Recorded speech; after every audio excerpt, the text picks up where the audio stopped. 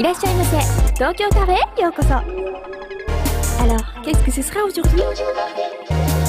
Salut tout le monde, c'est ジェリッコゴールド鈴鹿ということで、私約束の通りジェリービーンズのコンサート当日の楽屋に来ています。行きます。コンコンコン。失礼します。Mais quoi? Qu'est-ce qui se passe? 何? Désolé Suzuka, le Tokyo Café il est pas prêt. 続きまだ出来上がってないの？あちゃー。じゃあどうしようかな。日本でしょ？ジャポン。あ、そうだ。ノーライフでフランス5-4をオンエアしたことだし、日本でのフランス5を見てもらってお茶におそう。どうアレックス？ Ok. よっしゃ。À la limite, tu parlais d'hommage, on faisait ça pour rendre hommage au Sentai japonais, qui est le seul, l'unique, le vrai. Ouais, le vrai. Et ce qui est formidable, c'est que la situation se retourne. Et c'est-à-dire que c'est le Japon qui regarde France 5 en disant du Sentai étranger, du Sentai français, et qui trouve ça bien, quoi.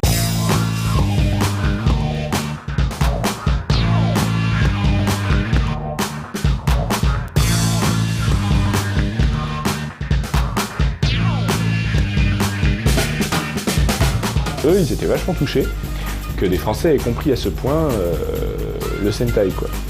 Et nous, du coup, on était super contents aussi de voir que ça marchait.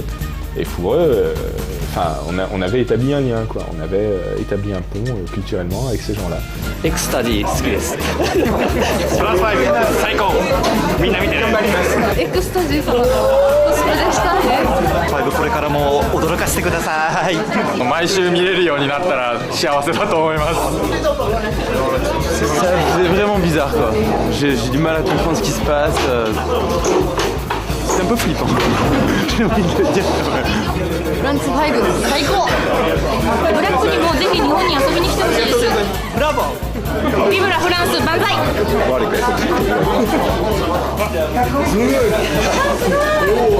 悪いか、日本に来たら俺と勝負だ。分かった。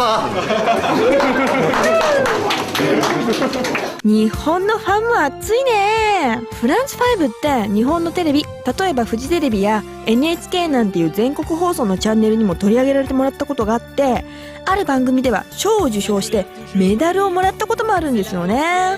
日本のコアなフランス5ファンはなんとこんな同人誌まで作っちゃいました。すごい。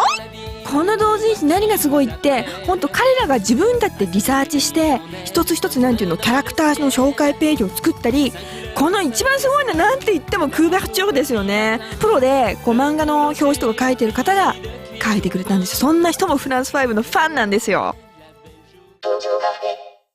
はい、今週の東京カフェ、番宣と違う内容になっちゃったけど、何が起きるかわからない、それが東京カフェ。Alors, qu'est-ce que ce sera la semaine prochaine?